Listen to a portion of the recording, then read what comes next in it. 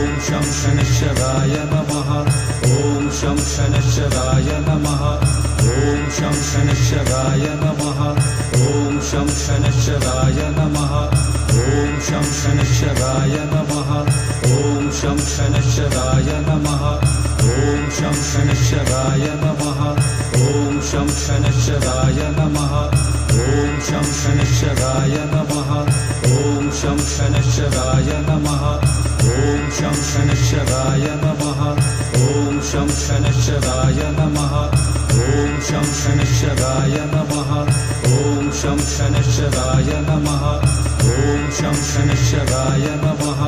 ॐ शं शनैश्चराय नमः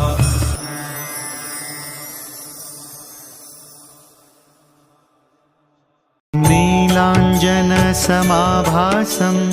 रविपुत्रं यमाग्रजं छायामार्तण्डसम्भूतं तं नमामि शनैश्चरम्।